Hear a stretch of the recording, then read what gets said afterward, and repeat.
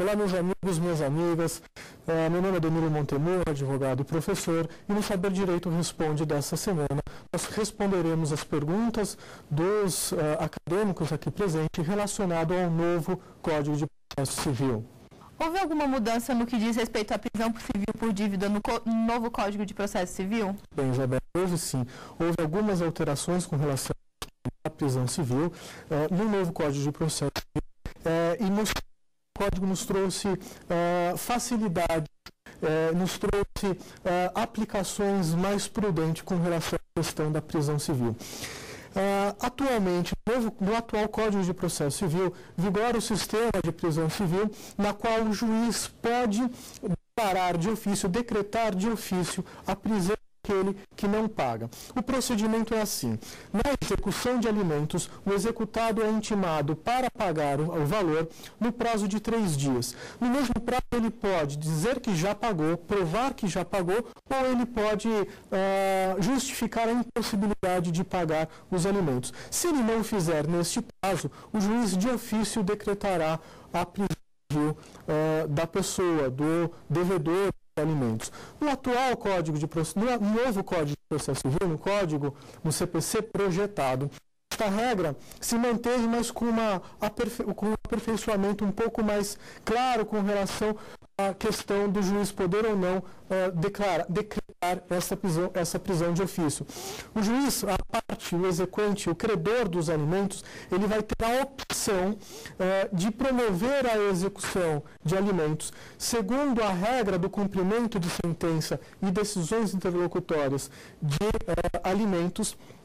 E nesta opção, o juiz vai definir não só o pagamento, mas a consequência. E a consequência do não pagamento, da não justificativa, é a prisão civil, o protesto do título judicial. Muito bem. Existe ainda disposto um parágrafo 7º desse dispositivo que define uma oportunidade da parte escolher no início do processo como ele quer que vai ser estabelecido esse procedimento. De forma pelo caput, da forma em que o juiz vai determinar o pagamento sob pena de prisão civil, ou se ele vai adotar o critério do cumprimento de sentença para dívidas em gerais, para a liquidação de sentença judicial com valor líquido e certo. Eu fiquei com uma dúvida aqui. Qual é a diferença entre alimentos provisórios e alimentos provisionais? A diferença é uma diferença conceitual, é uma diferença trazida pela doutrina e pela jurisprudência na vigência do atual Código. O atual Código nos traz, dentro das ações cautelares, a ação cautelar de execução de alimentos provisionais, de cumprimento de alimentos provisionais. Nós estamos falando de uma cautelar que vai definir de forma acautelatória na incidência de um processo, durante um processo judicial ou antes desse processo judicial.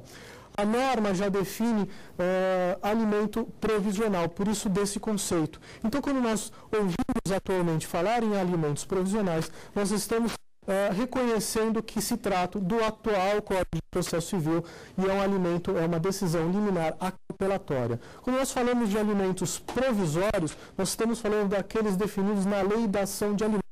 E na Lei da Ação de Alimentos, a própria legislação define o procedimento, o processo para esse tipo de alimento. Então, o juiz recebe a petição inicial, manda citar o réu e na mandado de citação já define quais são os alimentos provisórios que vai ser que deve o devedor pagá-los. Esta definição conceitual acaba sendo, na prática, a mesma coisa, uma vez que processo de alimento implica na manutenção da subsistência de uma pessoa, e a gente não pode esperar, não podemos aguardar o término de um processo judicial para que esses alimentos sejam satisfeitos. Ele deve ser pago, ele deve ser satisfeito desde o início, e as medidas são essas duas. Provisório, aquele definido liminarmente, de forma antecipada, num processo de uma ação de alimentos definida pela Lei de Ação de Alimentos, ou provisionais, aqueles cautelares, aqueles acautelatórios, num processo, seja de forma incidental ou antecipatória, num processo, por exemplo, de divórcio, ou num processo de separação, ou num processo de reconhecimento de união estável. no novo Código de Processo Civil, existe a figura, embora não tenha mais o processo cautelar, sumiu o processo cautelar do novo Código de Processo Civil, foi extraído, mas a figura das tutelas de urgência continua prevalecendo. Então, a doutrina, certamente, ao longo dos anos, vai construir esse conceito com relação ao nome dado ao provimento jurisdicional provisório e provisionais. Então, a doutrina construirá, segundo o novo Código de Processo Civil, se nós vamos manter ainda esse nome provisórios ou se nós manteremos o nome provisionais. Qual a diferença entre inventário e partilha? Processo de inventário e partilha são duas coisas totalmente diferentes. Partilha decorre, logicamente, de um processo de inventário, mas o processo de inventário não necessariamente precisa da partilha. Um processo de inventário negativo, por exemplo, não existe partilha. Mas a partilha sempre decorre de uma ação de inventário.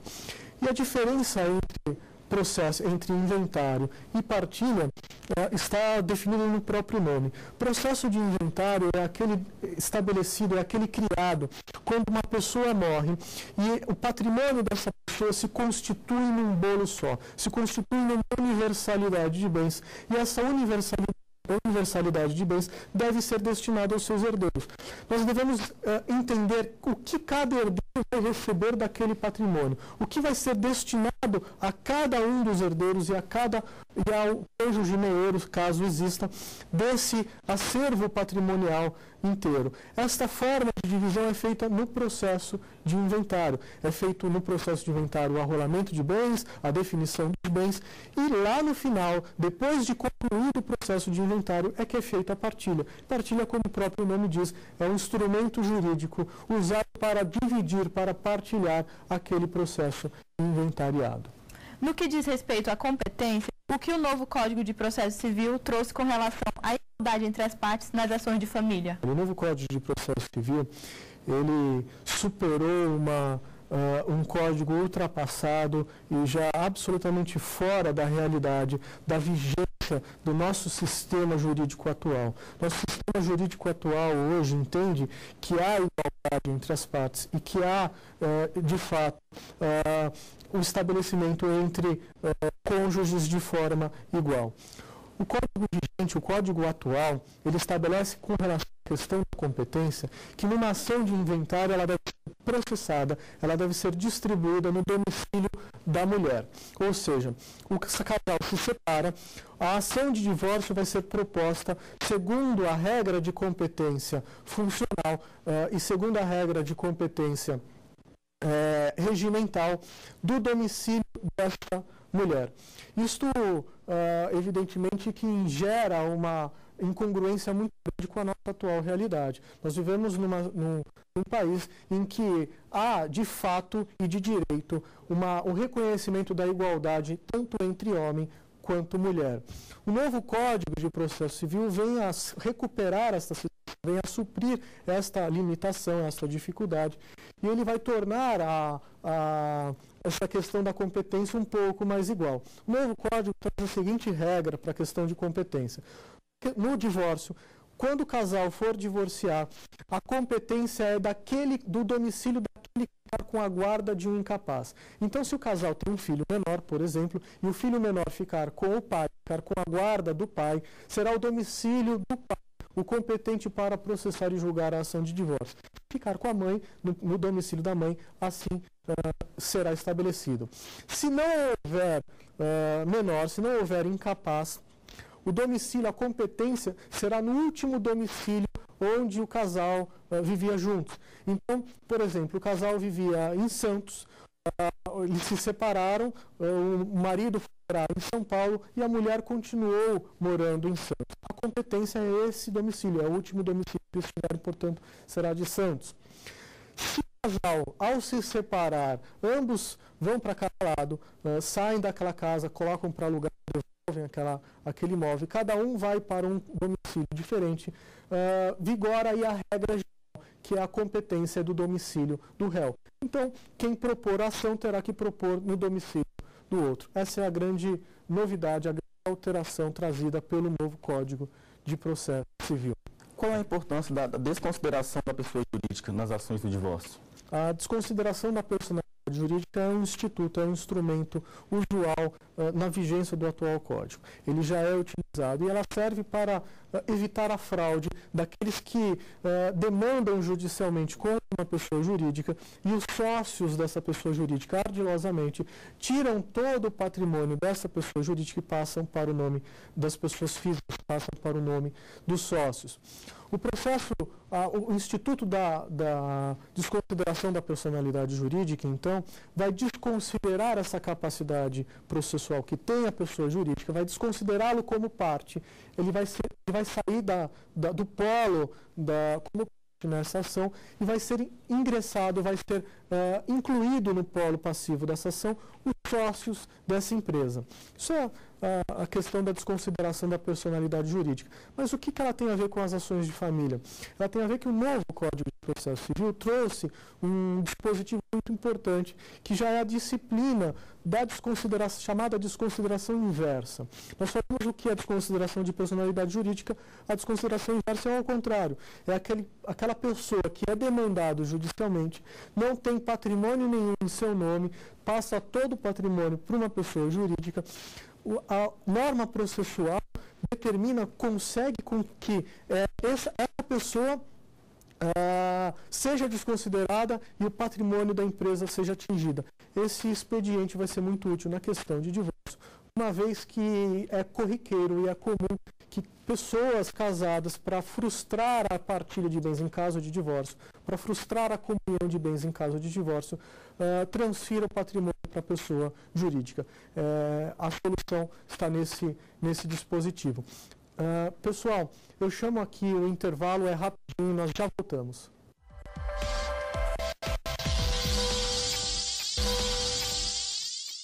Olá, meus amigos e minhas amigas, meu nome é Danilo Montemurro, advogado e professor, e no Saber Direito Responde dessa semana estamos respondendo as perguntas dos ilustres acadêmicos a respeito do novo Código de Processo Civil nas ações de famílias. Ana Carolina, por favor, sua pergunta. Professor, quais são os requisitos para fazer o inventário de forma extrajudicial? Há duas opções de você resolver a sua questão de sucessão por processo de inventário, de forma judicial e de forma extrajudicial. Certamente a forma extrajudicial é a mais rápida, é a mais célere, é a mais efetiva de ser obtida. No processo, o Código de Processo Civil atual já traz uma realidade com relação à questão do inventário feito de forma extrajudicial. São alguns requisitos. As partes devem estar de acordo. Todos os herdeiros devem ter o consenso com relação a essa partilha, devem estar de acordo com essa partilha para que lhe seja permitido resolver via escritura pública, via extrajudicial. As partes devem ser todas maiores e capazes, ou seja, se houver um menor, se houver um incapaz, não será possível fazer a escritura de inventário via judicial. E não pode ter testamento. Se a pessoa falecida, se o autor da herança houver deixado testamento, não poderá ser feito via escritura pública, e aí terá que ser judicial. O avanço no novo Código de Processo Civil, especialmente com essa questão, traz aí uma celeridade maior, traz argumentos com relação tanto ao inventário judicial quanto ao inventário extrajudicial. Mas a regra básica é essa que eu acabei de falar. No novo CPC, pode-se dizer que houve uma repristinação da separação judicial? Essa é uma questão discutida atualmente, recentemente, por parte da doutrina, por alguns juristas, por alguns escritores, com relação à questão da separação judicial. Eu explico. A separação judicial ela é um instituto que foi criado como mecanismo para se chegar ao divórcio. Até 1977, nós vivíamos uma situação, nós vivíamos uma sociedade que ostentava um instituto jurídico absolutamente antidivorcista. Você não tinha a possibilidade de obter o divórcio. Vocês lembram que, com o casamento, o entabulamento é estabelecido dois elementos principais. O primeiro é a própria união matrimonial, é a própria relação matrimonial, e a outra é a sociedade matrimonial. A sociedade ela se estabelece com o regime de bens e com as obrigações do casamento. Então, até 1977 era possível se extinguir esta sociedade conjugal, porém o vínculo matrimonial, o vínculo conjugal não era possível. Então, a pessoa desquitada à época não podia casar novamente. A partir de 77, com a chegada do divórcio, isso foi alterado. O divórcio põe fim não só à sociedade conjugal, como a este vínculo conjugal. E a pessoa pode, depois de divorciar, até casar novamente. Só que para chegar a esse divórcio, a própria legislação criou entraves, criou regras que dificultam esta obtenção. E as regras são obtidas através do Instituto da Separação. Então, o artigo 226 da Constituição Federal estabeleceu o seguinte, que para se extinguir o casamento, ou seja, a extinção do casamento se tem por divórcio, para se extinguir o casamento você precisa estar separado judicialmente por 1 ano ou separado de fato por 2 anos. Então a Constituição fala o seguinte, você pode se divorciar, mas antes tem que se separar. Você tem que se separar judicialmente ou estar separado de fato por 2 anos para só aí pedir o divórcio. Com a emenda à Constituição 66, isso mudou. A emenda à Constituição 66 alterou o artigo 226 da Constituição e passou a seguinte redação. O divórcio se extingue com o casamento se extingue com o divórcio. Ponto. Não há mais o requisito da separação judicial. Em razão desta interpretação, em razão desta situação, parte da doutrina passou a interpretar que a separação judicial foi expurgada do sistema jurídico, foi extraída do sistema jurídico, ela não existe mais, não serve mais. Essa teoria da repristinação, ele entende justamente isso. A repristinação é um procedimento em que a lei revogada, uma lei revoga uma lei, e depois uma nova lei que revoga a lei revogadora, portanto passaria a viger a primeira norma. Este conceito da inconstitucionalidade da repristinação é mais um das teorias criadas para dizer que a separação judicial ela foi extinta, ela foi expurgada do nosso sistema jurídico. Parte da doutrina, doutrina entende, dos doutrinadores entende que não, que a separação judicial é um instituto autônomo, que não foi extinto com a emenda constitucional 66, que ele continua a vigorar, que é uma faculdade das partes eleger se querem ou não a separação, se querem a separação ou o divórcio, independente de prazo, porque não existe mais, mas que ela continua a vigorar. E o novo Código de Processo Civil, embora tenha sido alterado, tenha sido retirado, depois incluído a questão da separação, mantém esta separação ativa e vigente na sua lei, nas suas disposições. Quem são os profissionais de outras áreas de conhecimento que auxiliarão o juiz descritos no novo CPC? O novo Código de Processo Civil traz nas suas disposições, especialmente na questão das ações de direito e família, ele traz a possibilidade do juiz se valer de outros profissionais, de outras áreas do conhecimento, para auxiliá-lo não só na conciliação e mediação, mas para auxiliá-lo também nas suas decisões. São profissionais de diversas áreas. O juiz pode se valer, por exemplo, de um psicólogo para auxiliá-lo na entrevista de um menor, ele pode auxiliar de um assistente social para narrar o que acontece numa determinada família, ele pode se valer de um mediador e de um conciliador para tentar a obtenção de um acordo judicial, de uma solução amigável de um determinado litígio. Enfim, esta já é uma situação que vigora atualmente, é uma situação que não é novidade, porém o Código traz isso de uma forma mais expressa, ele traz isso de uma forma explícita no seu texto. Então, certamente a utilização desses profissionais será mais eficaz e mais eficiente, que é hoje com a vigência do atual Código de Processo Civil. Segundo o juiz pode requerer a abertura do inventário de ofício? O atual Código de Processo Civil assim determina. Nós temos aí algumas pessoas legitimadas a processar a pedir a abertura de um inventário. Essas pessoas estão numerados no Código de Processo Civil atual, no Código de Processo vigente. Uma dessas pessoas, um dos legitimados, consta na lista dos legitimados que o juiz, de ofício, caso nenhum dos interessados, nenhum daqueles legitimados, como, por exemplo, o cônjuge, os herdeiros, o credor do legatário, ou dos herdeiros ou do autor da herança, o cessionário, enfim, esses são os legitimados. Caso nenhum desses legitimados peça a abertura do inventário, o atual vigente Código de Processo Civil traz essa possibilidade. Traz a possibilidade de o juiz, de ofício, determinar a abertura do processo de inventário. No novo Código de Processo Civil, código projetado, esta possibilidade não foi correspondida, não há correspondente para ela. Portanto, a rigor, pelo novo Código de Processo Civil, o juiz não poderá determinar de ofício a abertura de um processo de inventário. Somente os legitimados estabelecidos no novo CPC. No novo CPC, as ações de família terão rito especial que termina em conciliação. Tal procedimento visa apenas dar efetividade ao princípio da economia processual? Não só visa dar efetividade no procedimento, visa dar efetividade, eficácia no processo judicial e alcançar a tutela jurisdicional de uma forma mais célere e mais eficaz, como também de uma forma mais harmônica.